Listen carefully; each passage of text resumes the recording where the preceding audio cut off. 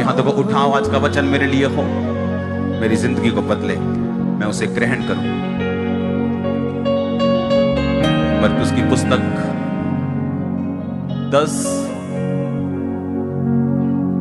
अध्याय की लाइन को पढ़ेंगे। पतरस उससे कहने लगा, देख हम तो सब कुछ छोड़कर तेरे पीछे हो लिए हैं। यीशु ने कहा, मैं तुमसे सच कहता हूं, जो कोई ऐसा नहीं जिसने मेरे और सुसमाचार के लिए घर, भाइयों, बहन, माता पिता या बाल बच्चों और खेतों को छोड़ दिया हो और इस समय 100 गुना ना पाए, और भाइयों, बहनों, माताओं, बाल बच्चों, खेतों को पर सताव के साथ और परलोक में अनंत जीवन। बहुत तेरे जो पहले हैं पिछले होंगे, जो पिछले हैं वो पहले होंगे। इस वचन के लिए जोर से बोलो आमीन, ऊंची आवाज से बोलो आमीन। आज जो वचन मैं आपको देने वाला हूं, ध्यान से सुनना।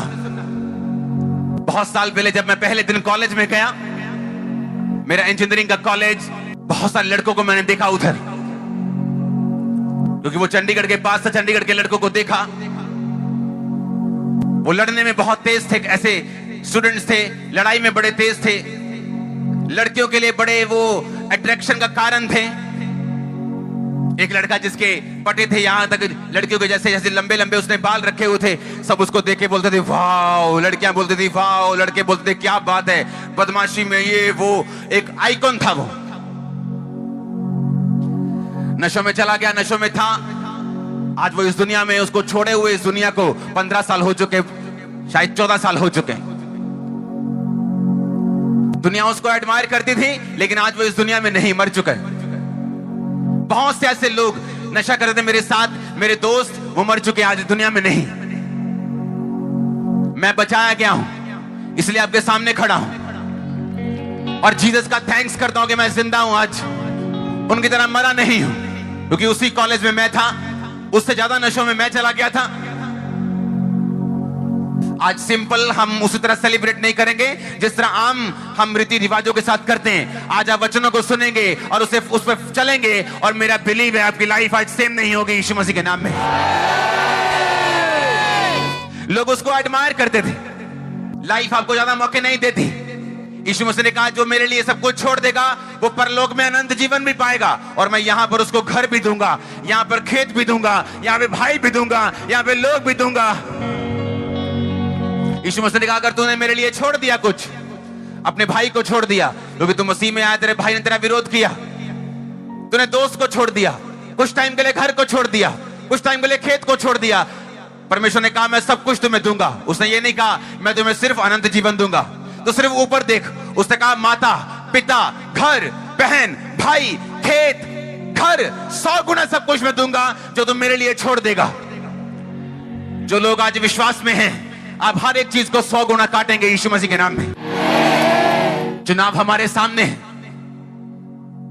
हम दुनिया की चकाचौंध में रह के मरना चाहते हैं, जिनको दुनिया अपना आइडल मानती है, उनको देखकर उनके पीछे नरक जाना चाहते हैं, या अपनी लाइफ आज यीशु मसीह को देना चाहते हैं। यहां कोई आपको इंप्रेस करने के लिए नहीं आया, यहां कोई गवाही खरीदी नहीं हुई। ये हर संडे का काम है, हर थर्सडे का काम है। 17 साल से टेस्टिमनी चल रही, 17 साल सिर्फ ये मिनिस्ट्री में, बाकी तो हजारों सालों से चल रही होंगी।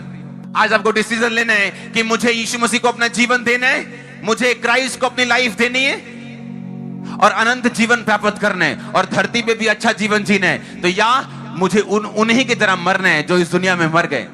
परमेश्वर ने कहा, क्या फायदा होगा तुम्हें कि सारी दुनिया तुम्हें चाहे और लेकिन तुम्हारा प्राण नष्ट हो, और तुम्हारी आंखें जब खुले तो नरक में खुले।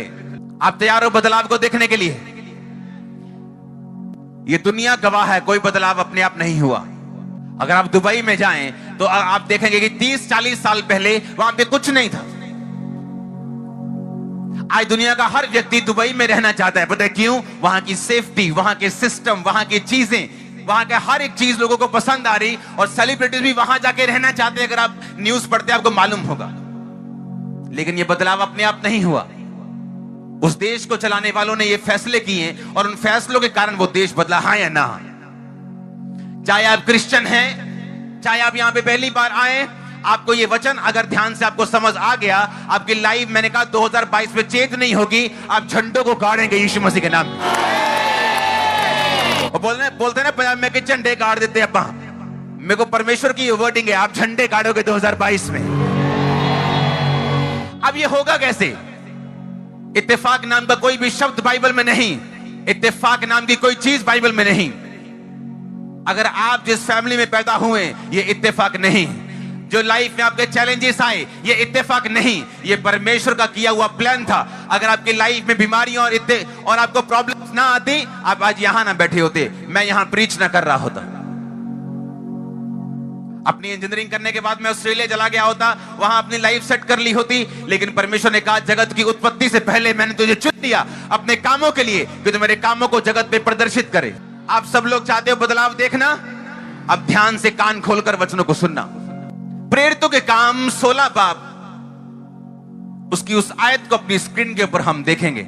लिखा, भीड़ के लोग उसके विरोध में इकट्ठे होकर चढ़ आए और हाकिमों ने पौलुस और सिलास के कपड़े फाड़कर उतार दिए और उन्हें बैंत मारने की आज्ञा दी। बहुत बैंत लगवाकर उन्होंने उसे बंदी गृह में डाल दिया और दारोगा को आज्ञा दी कि उन्हें चौकसी से रखें। उसने ऐसी बड़ी आज्ञा पाकर उन्हें भीतर की कोठरी में रखा और उनके पांव काठ में ठोक दिए। आधी रात के लगभग पौलुस और सिलास प्रार्थना करते हुए परमेश्वर के भजन गा रहे थे और कैदी उनकी सुन रहे थे। इतने में एकाएक बड़ा भूकंप आया, यहां तक कि उस जेल की नींव हिल गई और तुरंत सब द्वार खुल गए और सबके बंधन खुल पड़े। पूरी चर्च बोले आमीन। आप बदलाव देखना चाहते हो? परमेश्वर ने मुझे क्लियरली शब्दों में कहा है कल रात को, क्लियरली, अगर क्रिश्चियन लोग, अगर मसीह लोग, अगर ये चर्च बदलाव देखना चाहती है, तो आज से, कल से आपको रात की प्रार्थनाओं में जाना पड़ेगा और आपकी लाइफ कभी भी सेम नहीं होगी। नाइट प्रेयर्स में जाना पड़ेगा आपको, ये कंडीशन है। मैं आपको रेमा वर्ड दे रहा हूं, मैं आपको वो वचन दे रहा हूं जो परमेश्वर ने मुझे आपको देने के लिए बोला है। मैंने कहा आपको नाइट प्रेयर्स में जाना पड़ेगा। सिचुएशन चेंज होने वाली, मैं आपको प्रोफेसी दे रहा हूं। आपको नाइट प्रेयर्स में जाना पड़ेगा। आप झंडे गाड़ेंगे 2022 में, मैं आपको बता रहा हूं। परमेश्वर ने कहा था तेरे सामने कोई ठहर नहीं सकेगा। मैंने आपको इसका इब्रानी मतलब समझाया था। उसका मतलब कोई भी अपने आप को तेरे सामने पेश नहीं कर पाएगा कि मैं फलाना हूं, मैं तेरे सामने अपने आप को पेश करता हूं, देख अब मैं तेरे साथ क्या करता हूं, तेरा बॉस हूं, देख तेरी कैसे मैं बैंड बजाता हूं। परमेश्वर ने कहा कोई तेरे सामने खड़ा नहीं रह पाएगा, कोई तेरे सामने ठहर नहीं सकेगा। अब सुनो मेरी बात ध्यान से। आधी रात के वक्त, उससे पहले क्या हुआ, पौलुस और सिलास प्रीच कर रहे थे और उन्होंने एक दुष्ट आत्मा को निकाल दिया। वो दुष्ट आत्मा जो थी, लोगों को भविष्य बताती थी और उसके बाद पैसे लेती थी और अपने मालिकों को देती थी। जब वो औरत पौलुस के पीछे आ रही थी, पौलुस को गुस्सा चढ़ा और उसने दुष्ट आत्मा को डांटा और दुष्ट आत्मा निकल गई। और जब दुष्ट आत्मा निकली तो दुष्ट आत्माएं जो होती हैं, ये विरोध लोगों के बीच में से होकर करती हैं। शैतान आपका डायरेक्ट विरोध नहीं करता, लेकिन तुम्हारा युद्ध मांस और लहू से नहीं, बल्कि अंधकार की शक्तियों, प्रधान हाकिमों, दुष्ट आत्माओं में भी रैंक्स हैं। कुछ दुष्ट आत्माएं देशों के लोगों के ऊपर कब्जा करके देशों को चलाने की कोशिश करती। कुछ दुष्ट आत्माएं ऐसी हैं जो एरिया के ऊपर कब्जा करती। किसी किसी एरिया में आपको मालूम होगा कि सिर्फ किडनी के रोग ज्यादा हैं, किसी किसी एरिया में सिर्फ कैंसर के रोग ज्यादा हैं। फिर दुष्ट आत्माएं लोकल लेवल पे काम करती हैं। जिस तरह हमारा स्ट्रक्चर होता है पुलिस का, कोई हवलदार है, कोई एसएसपी है, कोई डीजीपी है, दुष्ट आत्मा भी स्ट्रक्चर में काम करती। अब जब दुष्ट आत्मा निकाली तो विरोध कहां से होगा? डायरेक्ट तो दुष्ट आत्मा बोलने नहीं आएगी। उसने लोगों के बीच में से विरोध किया और पौलुस और सिलास को पकड़ के उन्हें बैंतें मारी और जेल में बंद करके उनके पांव को, टांगों को काठ में, लकड़ी में यीशु मसीह की तरह ठोक दिया। और एक बात याद रखो, आप यीशु मसीह के लिए मरने के लिए नहीं बुलाए गए, वो मर चुका आपके लिए, आपको आप जीने के लिए बुलाए गए। आप लंबा जीने के लिए बुलाए गए हो, आप सामर्थ के साथ प्रीच करने के लिए बुलाए गए। अब पौलुस को यह बात मालूम थी कि मैं मरने के लिए बुलाया नहीं गया हूं। जब चेलों ने जब लोगों ने उस पे पत्थर मार करके उसको मारा, मरा समझ के चले गए, इतने पत्थर मारे, तो पौलुस ने एक बार भी नहीं कहा स्तिफनुस की तरह मेरी आत्मा को परमेश्वर ग्रहण कर। वो चुप रहा। उसे मालूम था जब तक मेरे मुंह से नहीं निकलेगा मेरी लाइफ कोई नहीं ले सकता। और जैसे चेले आके पौलुस के पास खड़े हुए, पौलुस उठ खड़ा हुआ और फिर से अपने काम पे लग गया। आपको मालूम है कि नहीं? अब ये पौलुस जो था, ये सीक्रेट जानता था, ये भेदों को जानता था। पौलुस आम व्यक्ति नहीं था। पौलुस ने सबसे ज्यादा कलीसियाएं, बाइबल में सबसे ज्यादा कलीसियाएं पौलुस ने स्थापित की हैं। नए नियम में आधे से ज्यादा जो नियम है, जो बाइबल है नए नियम की, यीशु मसीह के बाद की, वो पौलुस ने लिखी।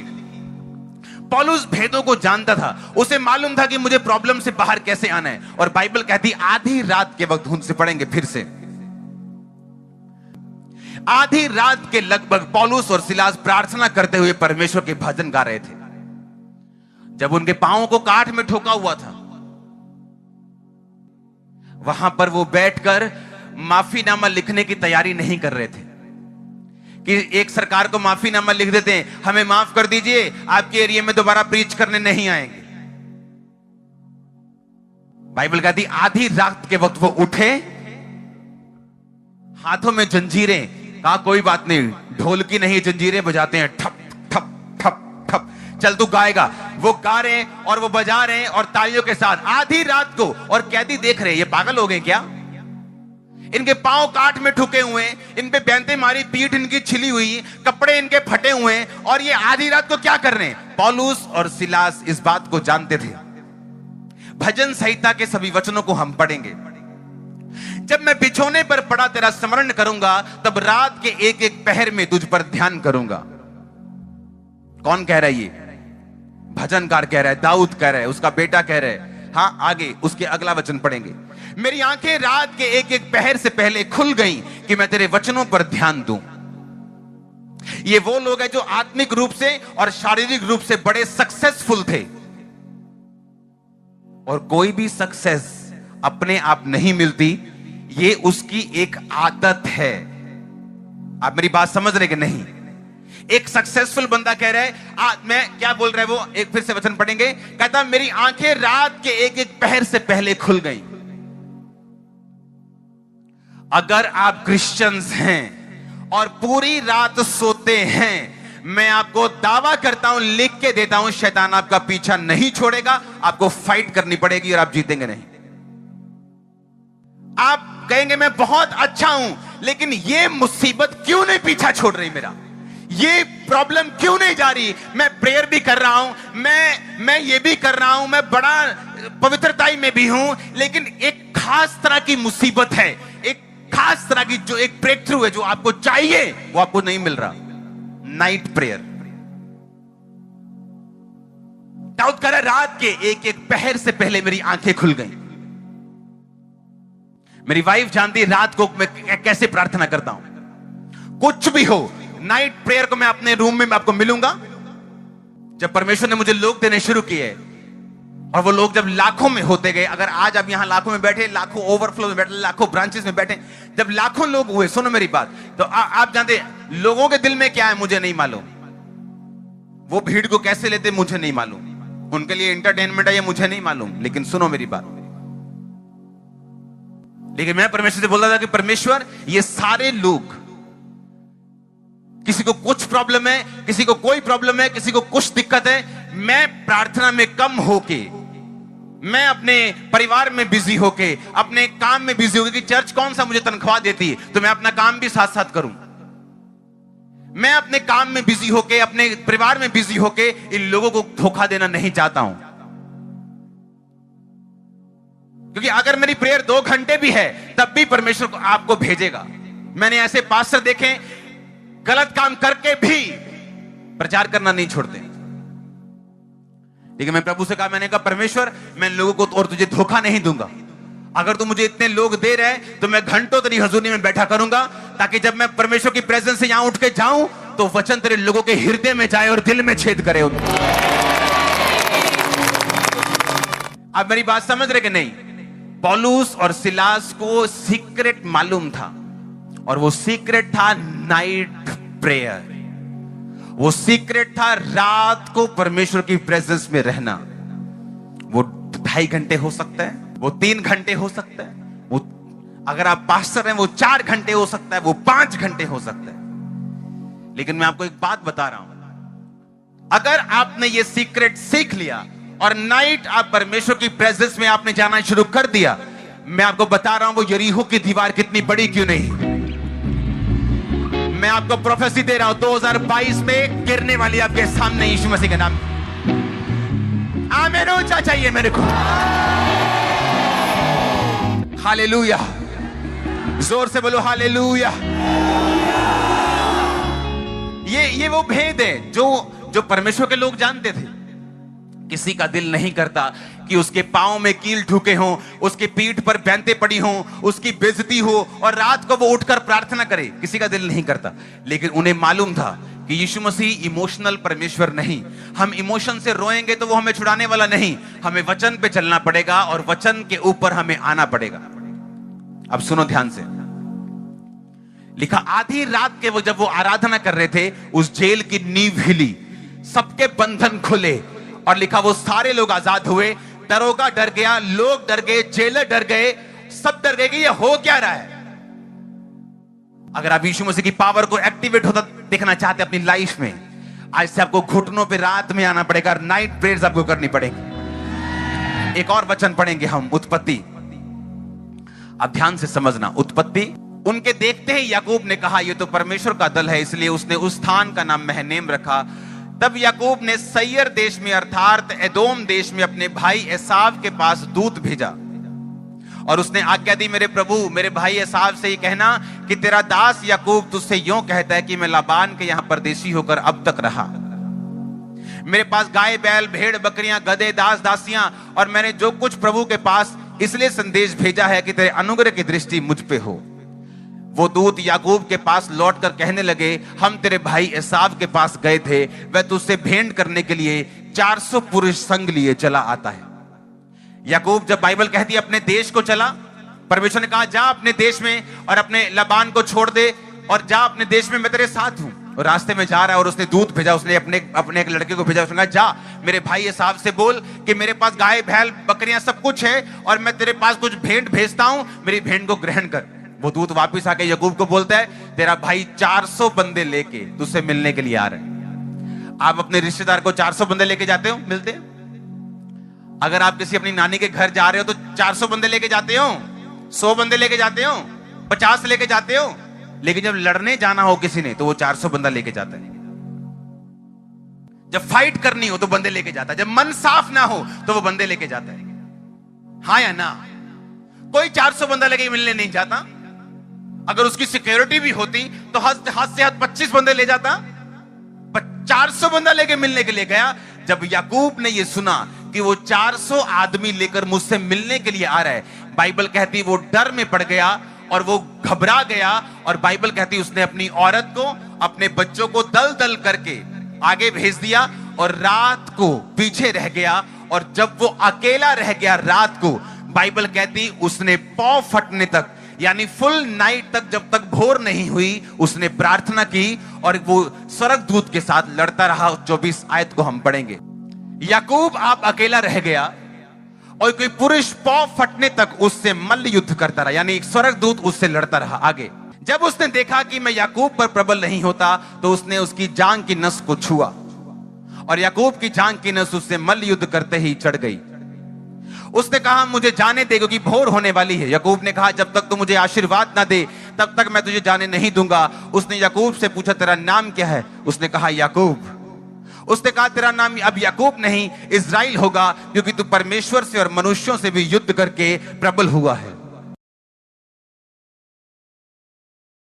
याकूब को मालूम था कि जो मुसीबत मेरे सामने है इसमें मेरी स्ट्रेटजी काम नहीं करेगी, मेरी मिन्नतें काम नहीं करेंगी, क्योंकि याकूब ने एक समय अपने भाई को धोखा दिया था और अब उस धोखे को बैक करने का, पे बैक करने का टाइम आ चुका था।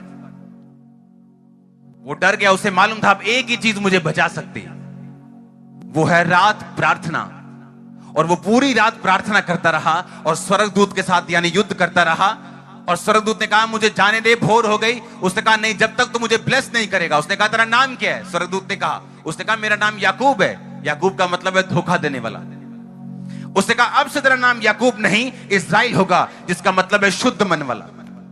उसने कहा क्योंकि तू धोखा देने वाला है इसीलिए तेरा भाई तुझे मारने के लिए आ रहा है, क्योंकि अब तेरा न्याय का टाइम आ चुका है। आप मेरी बात समझ रहे कि नहीं? जो तू बोएगा वो तू। अब याकूब को मालूम था कि मुझे अगर ये मुसीबत से बचना है, मुझे कुछ बदलना पड़ेगा। और वो रात प्रार्थना में गया और स्वर्गदूत ने उसके नाम को चेंज किया। और जब उसने नाइट प्रार्थना की, परमेश्वर ने एसाव के दिल को बदला और उसने उसे मारने का विचार छोड़ दिया। अब आपको समझ आ रही वो मुसीबत क्यों आपका पीछा नहीं छोड़ती। अब आपको समझ आ रही कि वो खास एक तरह की मुसीबत जो बार बार जिससे आप फाइट कर रहे हैं, वो क्यों आपको छोड़ के नहीं गई। वो डिले जो आप एक्सपीरियंस कर रहे हैं अपने फाइनेंस में, अपनी मैरिड लाइफ में, अपनी मैरिज होने में, वो देरी जो अपने कामों में आप महसूस कर रहे हैं, उसके पीछे अब क्या कारण आपको समझ आ रहा होगा।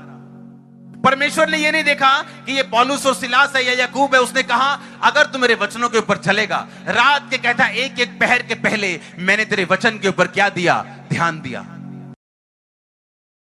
इसका मतलब उसने बाइबल पढ़ी होगी, उसने प्रेयर की होगी, उसने परमेश्वर की ओर ध्यान लगाया होगा। आपकी बॉडी रात को रिपेयर करती है अपने आप को, पता है कि नहीं? जब आप सोते हैं तो आप फ्रेश उठते हैं। फ्रेश का क्या मतलब, क्या हो जाता है अंदर? क्योंकि सारा दिन आपके दिमाग में, आपके दिल में, आपके ब्लड में आप काम करते हैं, मशीनरी को चलाते हैं। और रात को जब आप सोते हैं, आपकी मशीनरी अपने आप को रिपेयर करती है। और जब सुबह आप उठते हैं, आप फ्रेश होते हैं। एक शरीर को मालूम है कि रात को मुझे अपने रिपेयर करनी है, अपना काम करना है। लेकिन आत्मिक लोगों को यह मालूम नहीं कि अगर शरीर अपना काम रात को करता है तो आत्मा भी अपना काम रात को करती है। लेकिन उसे मालूम नहीं, उसे सोना है 9 बजे, उठना है सुबह 8 बजे। आपने तो रिकॉर्ड तोड़ दिए हैं सोने के। रात को 10 से 12 बजे आप फेसबुक चला सकते हैं, रात को 10 से 12 आप कंप्यूटर चला सकते हैं, आप ब्लू फिल्में देख सकते हैं, लेकिन प्रेयर नहीं कर सकते। इसलिए हालत ऐसी हो चुकी है। मेरी लाइफ का बिगेस्ट ब्रेक थ्रू, सबसे बड़ा मोड़ आने से पहले, ये सुखविंदर इस बात का गवाह है, 8 घंटे, 12 घंटे, 10 घंटे रोज की प्रार्थना थी मेरी, एवरी डे। जब मैं प्रार्थना करने के लिए प्रेयर के रूम में घुसता था तो इनमें से कुछ लोग भाग जाते थे। उनको मालूम था फंस गए, अब ये 6 घंटे बंदा उठेगा नहीं तो मुझे काम पे निकलना, मैं जा रहा हूं। और मैं नहीं जानता कि मैं इतनी प्रार्थना क्यों कर रहा हूं, लेकिन परमेश्वर का आत्मा मुझे बोलता है प्रेयर करना है, प्रेयर करनी, प्रेयर करनी, कंटिन्यू प्रेयर, प्रेयर, रात को प्रेयर, सुबह प्रेयर, दिन को प्रेयर, दोपहर को। सुनो, मेरी वो कॉलिंग थी कि परमेश्वर ने बड़े काम के लिए मुझे तैयार करना था।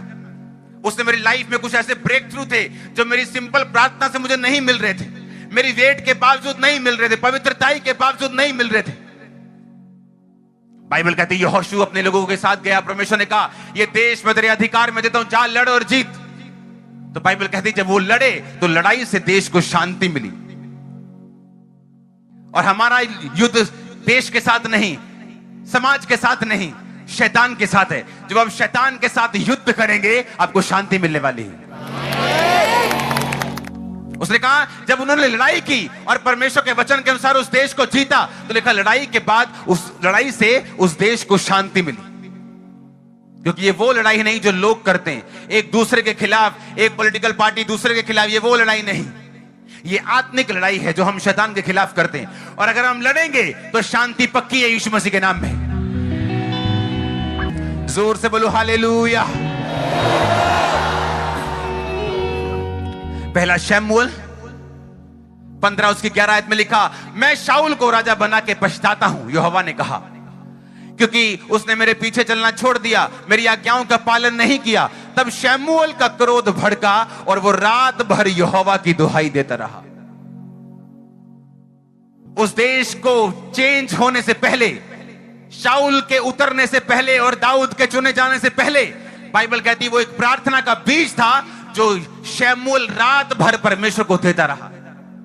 लिखा वो रात भर परमेश्वर के सामने रहा, रात भर परमेश्वर की दुहाई देता रहा कि परमेश्वर इस राजा ने तेरी बात को सुनना बंद कर दिया, इसे बदल और अपने मन मुताबिक बंदे को भेज। और रात प्रार्थना करने के बाद और रातों को दुहाई देने के बाद परमेश्वर ने कहा मैंने दाऊद को चुन लिया जो उससे बेहतर काम करेगा। मैंने दाऊद को चुना जो मेरे मन के अनुसार काम करेगा।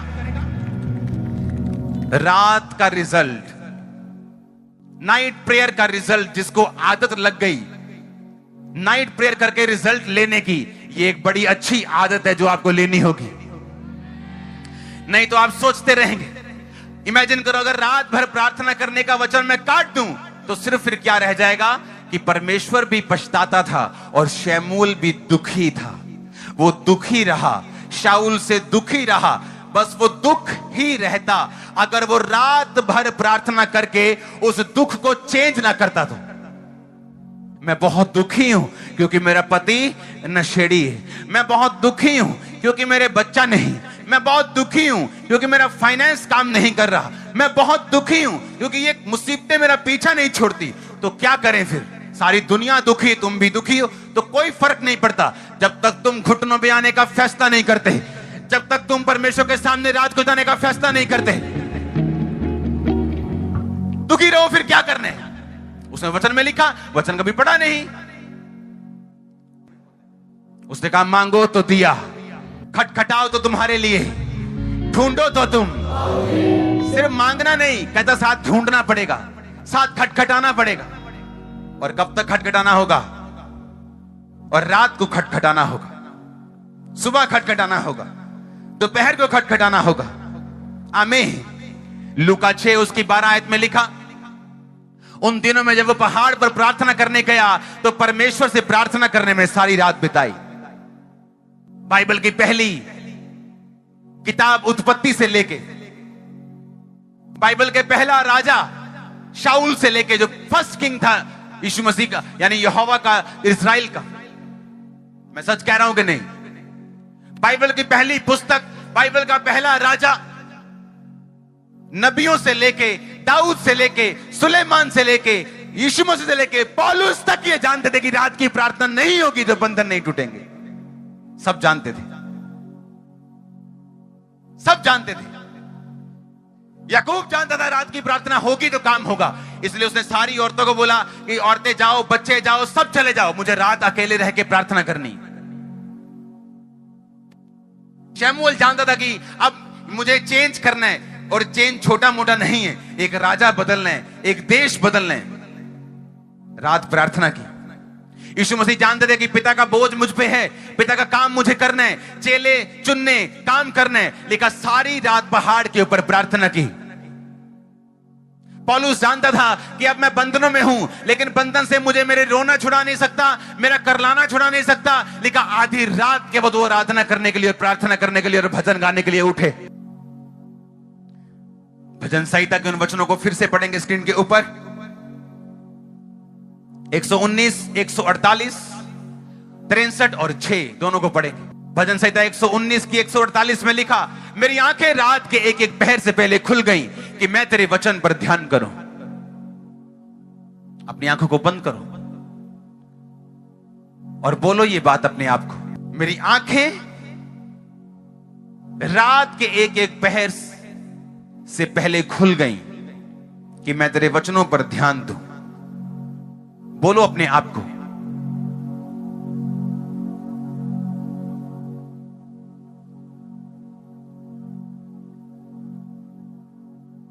तिरसठ उसकी 6 आयत,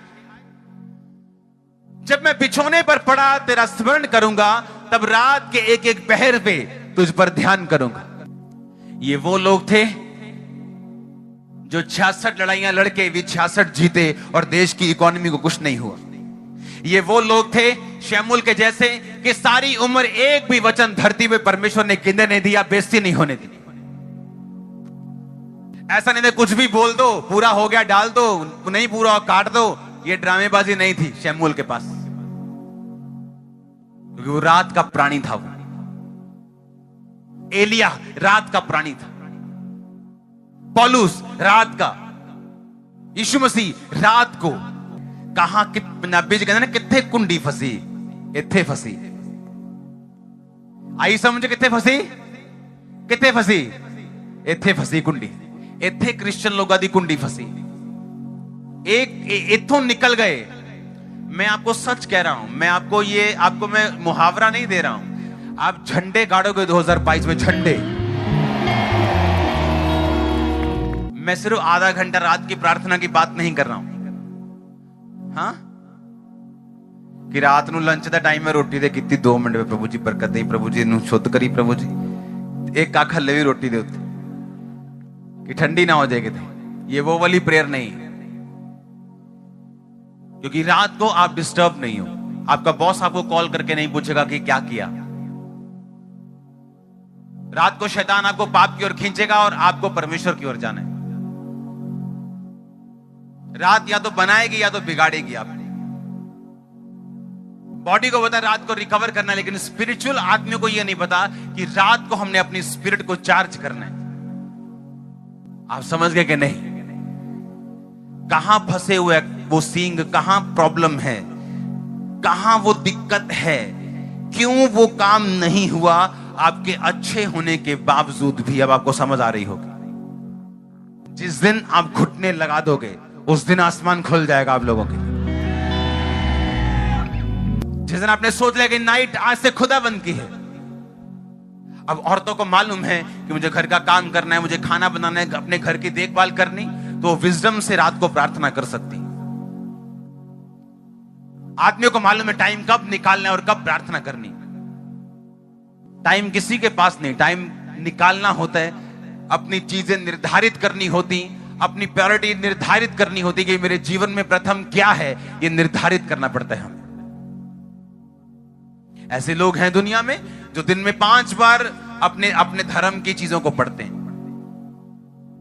और उस देश का राजा भी पढ़ता है, उस देश का प्रधानमंत्री भी पढ़ता है, और आप बोलते हो कि आपके पास प्रार्थना करने का समय नहीं। अपने हाथों को उठाओ, थैंक यू जीसस। आप वायदा कर रहे हैं खुदाबंद से रात प्रार्थना का, अपने हाथों को उठा।